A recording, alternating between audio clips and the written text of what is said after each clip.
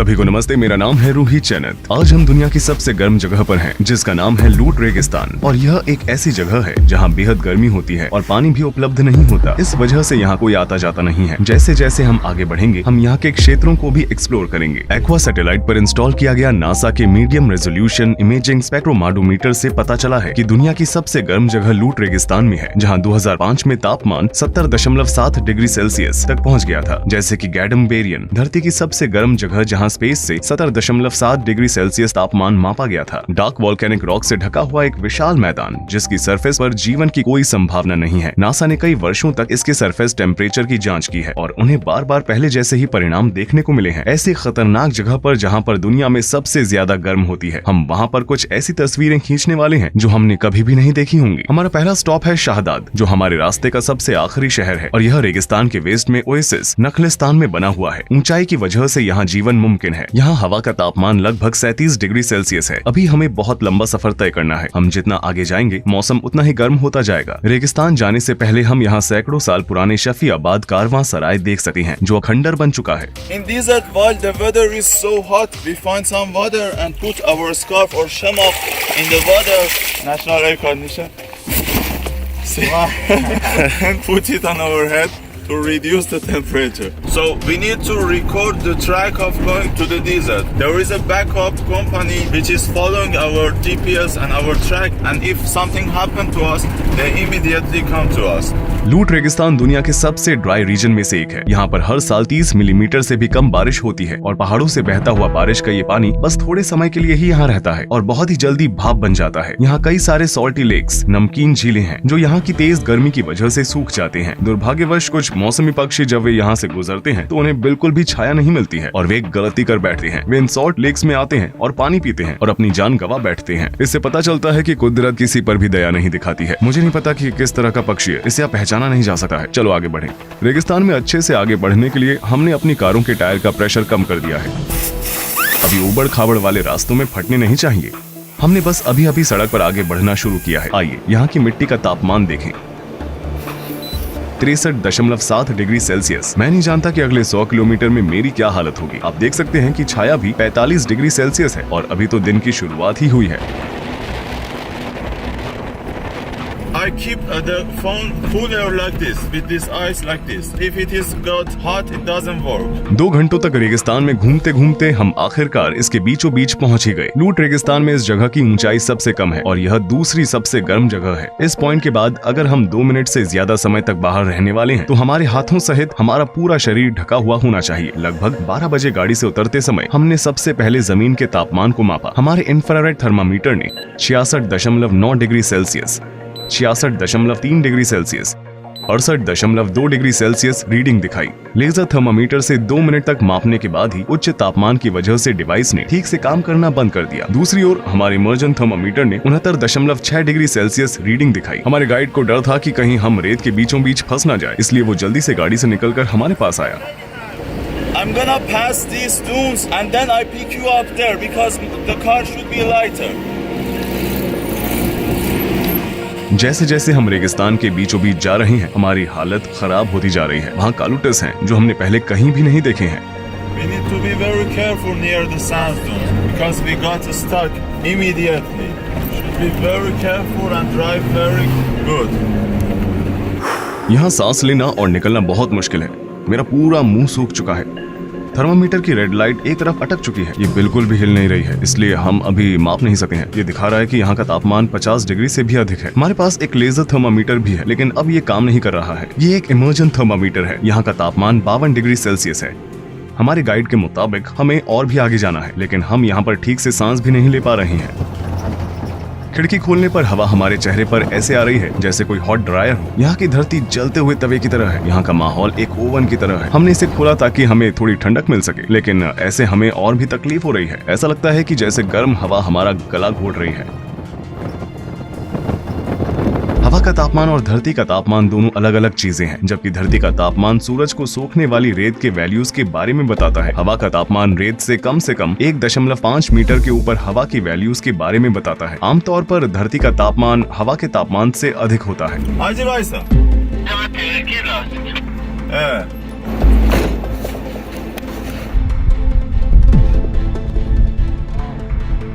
because of this rock. So,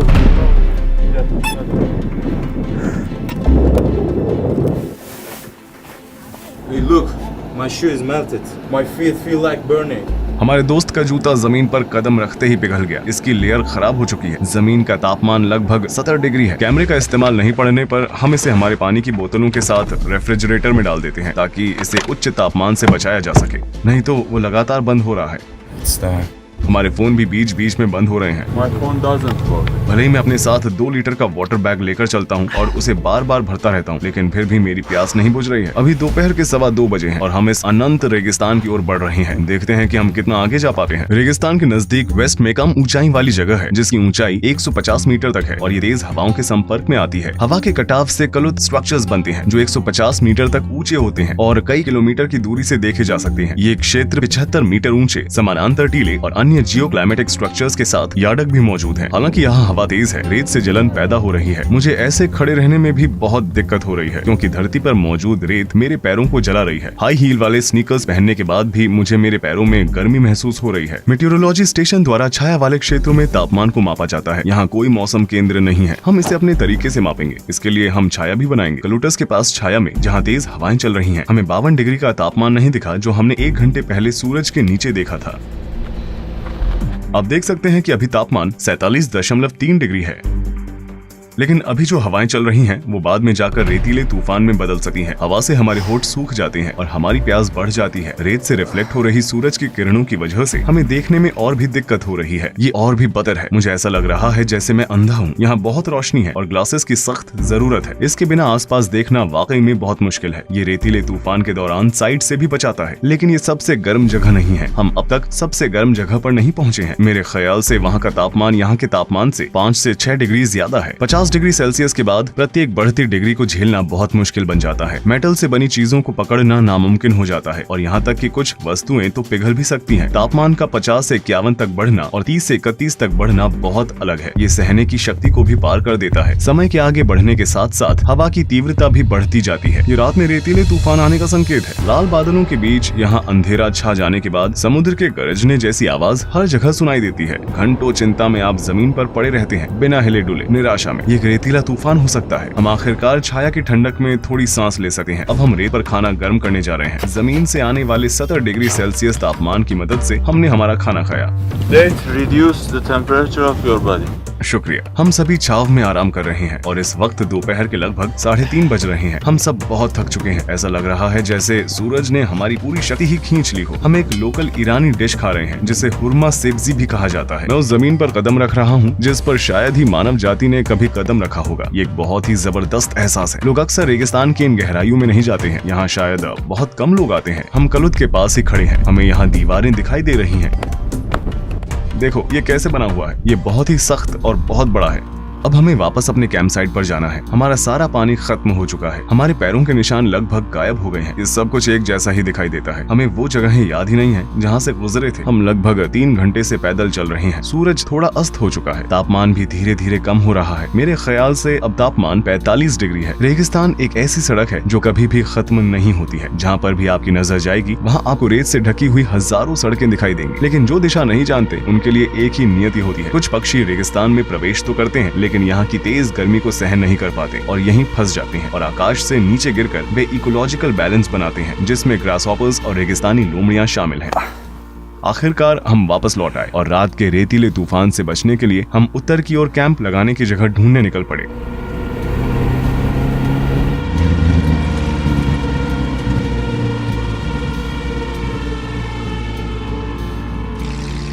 शाम 7:30 बजे मौसम इतना ठंडा हो गया था कि हम अपनी टोपी उतार सके। उस वक्त हवा की गति भी बढ़ गई थी और हम सब यही उम्मीद कर रहे थे कि हमें रात को तूफान का सामना न करना पड़े। सौभाग्यवश हम इस उच्च स्थान पर सुरक्षित हैं और कल सफर करने से पहले सूर्यास्त का आनंद ले रहे हैं। आपको ये दिखाने के लिए कि लूट रेगिस्तान में भी जीव जंतु रहते हैं, मैंने एक लाइट ट्रैप तैयार किया है। देखते हैं कि हमें रात को कौन से जानवर देखने को मिलते हैं। इस क्षेत्र में जैव विविधता पर पाई जाने वाली जानकारी बहुत ही सीमित है, लेकिन उत्तर में बंजर वनस्पतियों के अलावा कई प्रजातियां भी देखी जा सकती हैं जिनमें रेगिस्तान रेगिस्तान लोमड़ी, सांप, छिपकली, एलोरिलिस, मकड़ी, कीट और लाल रंग के डार्टर शामिल हैं। हालांकि कई सोर्सेज में ये विशेष रूप से कहा गया है कि गैंडोम बेरियन में कोई भी जीवित प्राणी मौजूद नहीं है, जो कि सबसे गर्म क्षेत्र है जहां हम कल दोपहर में पहुंचेंगे। इस पेड़ को नेपका ट्री कहा जाता है। जैसा कि आप देख ही सकते हैं, इसके नीचे बहुत सारी रेत है, क्योंकि यहाँ कई सारे रेतीले तूफान आते रहते हैं और पेड़ की जड़ में रेत जमा हो जाते हैं। ये एक तरह से इस रेत पर बड़ा हो रहा है। छोटे छोटे नेपका ट्रीज, जो कुछ पौधों की प्रजातियों में से एक है, उन्हें रेगिस्तान के प्रतिकूल स्थान में देखा जा सकता है और ये हर जगह है। वे जिन पहाड़ियों पर लगे हुए होते हैं, वे उनके साथ ही बढ़ते हैं।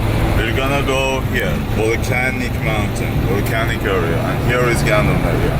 ये एक ऐसी जगह है जहाँ सालों तक ऊँटों के साथ घूमने वाले भी मुश्किल से जीवित रह पाते हैं। कुछ लेजेंड्स के मुताबिक यात्रा पूरी करते करते हफ्ते लग जाते थे और यहाँ तक कि ऊँट के भी घुटने कांपने लगते थे। वास्तविक दिखाई देने वाली मिराज हमेशा एडवेंचर करने वाले लोगों को भटका देती है। क्या आप कभी गर्मियों में गैंडोम बेरियन आए हैं? No, it is very dangerous to come here in this season. It's 8 years that I'm doing in Lut Desert, but this is the first time that I'm coming here in this season. The weather is so hot and very hard. क्या कोई है जो यहाँ जून में आता हो? No, there is no people doing this. ऐसी अफवाह है कि गेहूं से भरे हुए एक कारवां को जमीन पर छोड़ना पड़ा था और जब वे कुछ दिनों बाद अपने ऊंट के साथ वापस लौटे तो उन्होंने देखा कि उनके गेहूं भुने हुए थे। फारसी में गैंडोम बेरियन का मतलब होता है भुना हुआ गेहूं। आसपास के रेत के टीले और पहाड़ों की वजह से गर्म हवा जमीन में ही दबी रहती है। इसकी कम ऊंचाई हवा के बढ़ने और ठंडी होने की संभावना को कम कर देती है। इसकी सतह पर सूर्य वॉल्केनिक रॉक्स के डार्क कलर को लगभग सोख लेता है। गैंडोम बेरियन जाते वक्त हमें 2 मोटरसाइकिल के पहिए मिले। हमें कोई अंदाजा नहीं है कि इन गाड़ियों को चलाने वाले व्यक्तियों के साथ क्या हुआ होगा, जबकि सबसे नजदीकी बस्ती मीलों दूर है। कुछ यात्री यहाँ दिसंबर, जनवरी, फरवरी जैसे ठंडे महीनों में आना पसंद करते हैं, लेकिन जून, जुलाई और अगस्त के महीनों में We cannot go any further. The stone are black and the temperature is so hot. We stop here. We stop here. No more further. Okay. It is dangerous to go further. Arşebe Poysara. मुझे यहाँ shoot करने के लिए बस 2 घंटे चाहिए, क्योंकि मुझे पत्थरों की जांच करनी है। हम यहाँ कब तक रुके रहेंगे? Actually, to be honest, it is better to go to leave here as soon as possible.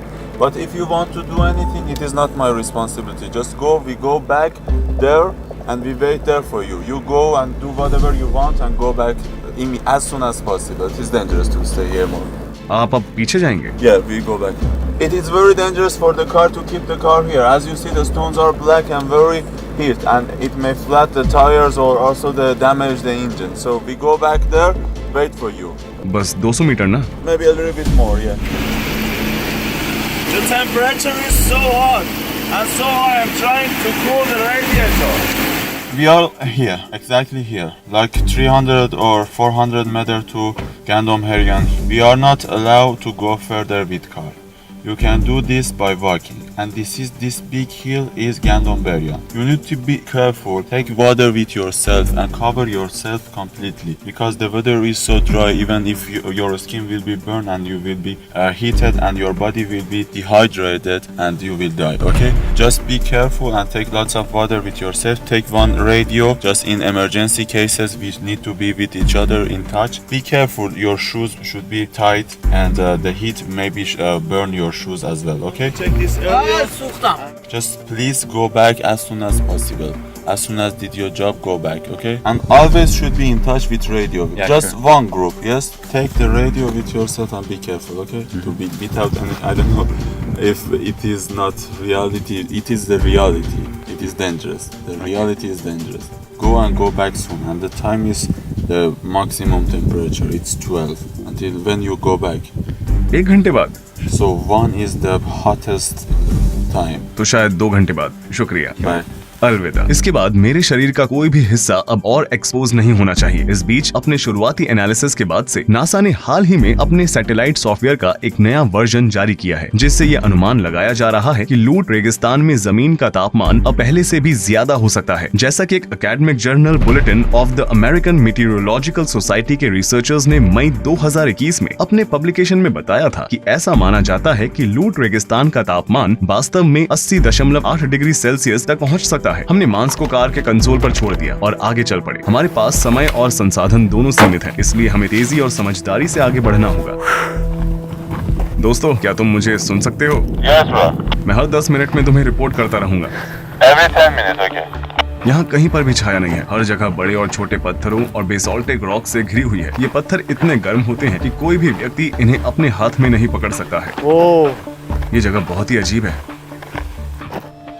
इस जगह का एक बहुत बड़ा हिस्सा पृथ्वी से ज्यादा मंगल की सरफेस जैसा लग रहा था। हमें ऐसा लग रहा था मानो जैसे हम किसी दूसरे ग्रह पर आ गए हों।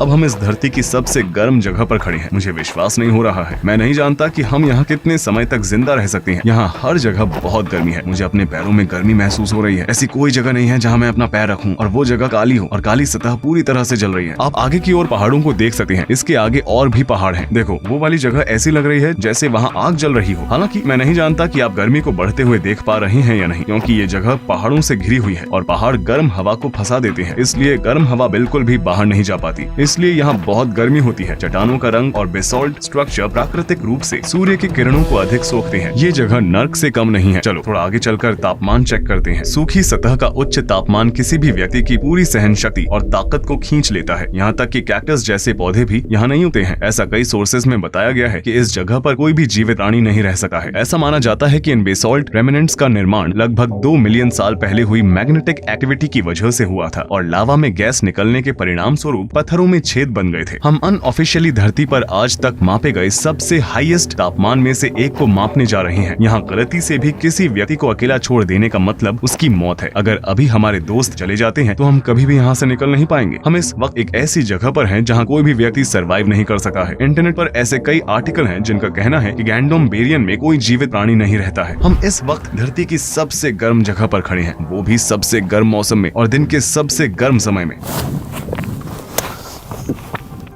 मुझे बड़ी समझदारी से अपने पानी का इस्तेमाल करना होगा। अब मैं जमीन से लगभग 1 मीटर की ऊंचाई पर तापमान चेक करूंगा और ऐसा मुझे छाया में करना होगा। इसलिए हम अपने साथ एक छाता रखते हैं। ये हमारे लिए नहीं है। यहाँ हवा चल रही है। इसका मतलब ये नहीं कि यहाँ ठंड है, क्योंकि यहाँ हवा आग की तरह महसूस होती है। इसलिए मैं अपने पूरे शरीर में गर्मी महसूस कर सकता हूँ। My hand's burning. The camera is black, you know.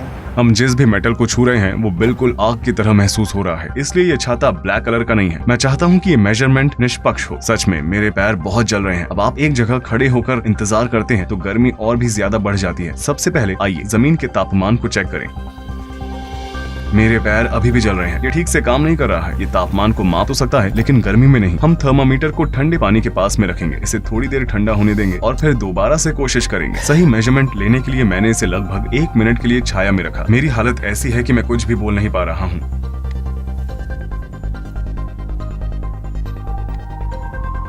ये वैसे भी काम नहीं कर रहा है। इसमें कुछ भी दिखाई नहीं दे रहा है। इसमें लिखा है आईफोन का इस्तेमाल करने से पहले इसे कूल डाउन करने की जरूरत है। अब हम सीधे सूरज के नीचे इसका तापमान चेक करेंगे। हम जो कुछ भी महसूस करते हैं वो सूरज के नीचे हवा का तापमान होता है। जैसा कि आप देख सकते हैं कि यहाँ कोई छाया नहीं है, कोई छिपने की जगह नहीं है। सूरज की रोशनी की वजह से मेरा पूरा शरीर जल रहा है। मुझे बोलने में भी दिक्कत हो रही है और मेरे सिर में भी बहुत दर्द हो रहा है।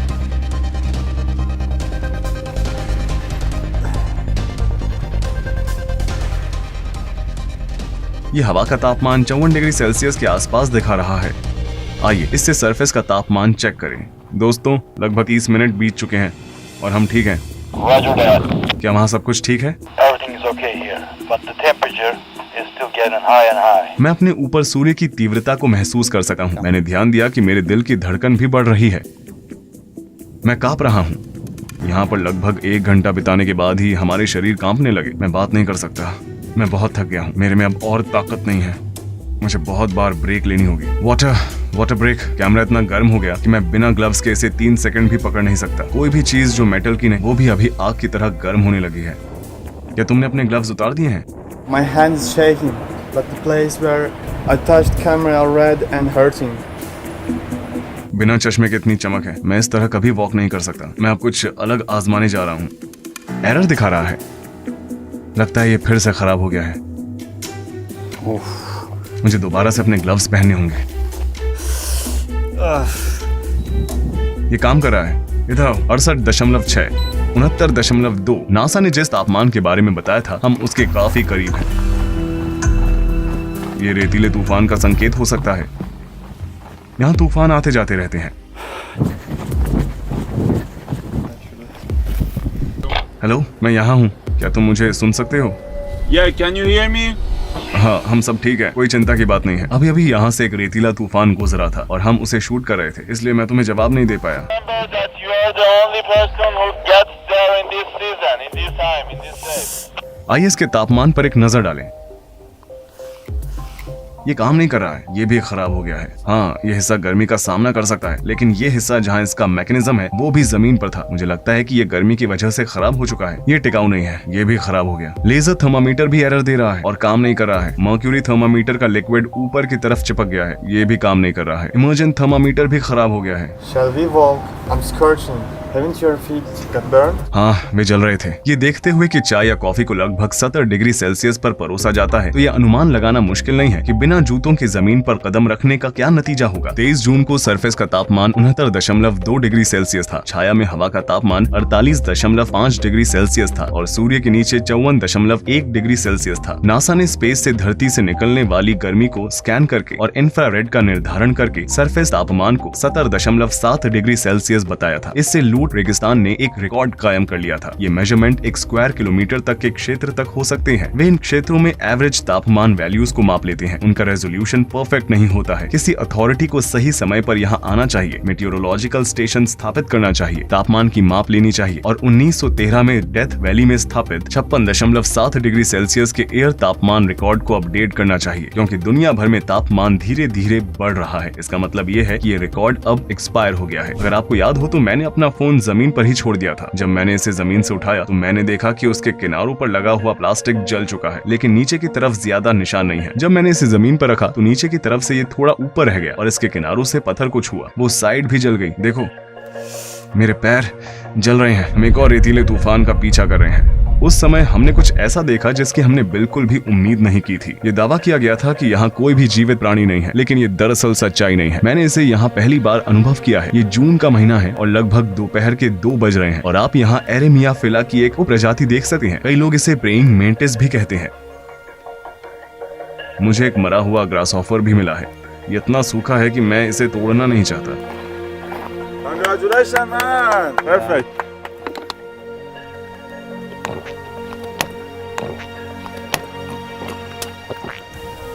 Rui, you look aged. You consumed all the energy over there. It's time to cool down. So I'm checking his body temperature, 37.7, 132. मैं भूल ही गया, मांस कैसा है? मैंने वहां पर एक मांस का टुकड़ा रखा था। सामने वाला हिस्सा पका हुआ है, पिछला हिस्सा भी सही लग रहा है। ये बहुत गर्म है, ऐसा लग रहा है जैसे कि मैंने इसे सीधे तवे से निकाला हो। बीच वाला हिस्सा थोड़ा और पका हुआ होना चाहिए। 2 घंटे में ये इतना पक चुका है। क्या ये देखकर तुम्हें हैरानी हुई? Yes, I'm surprised. तो इसका मतलब है कि हम तब एक मिथ तोड़ रहे हैं। जानवर वास्तव में गैंडोम बेरियन में रहते हैं। यहाँ पर आने से हमें पता चला कि इंटरनेट पर जो कार के गर्मियों में पिघलने के वीडियो थे वो सब फिक्शनल थे। यहाँ तक कि इस जगह पर भी कार के पार्ट्स एक दिन में नहीं पिघल सकते, शायद 1 हफ्ते में, लेकिन 1 दिन में नहीं। क्या हुआ? तुम्हारी नाक से खून क्यों बह रहा है? Because of the heat, bro. So the first minute, because the wheel is so hot, as you see, my hand is burned.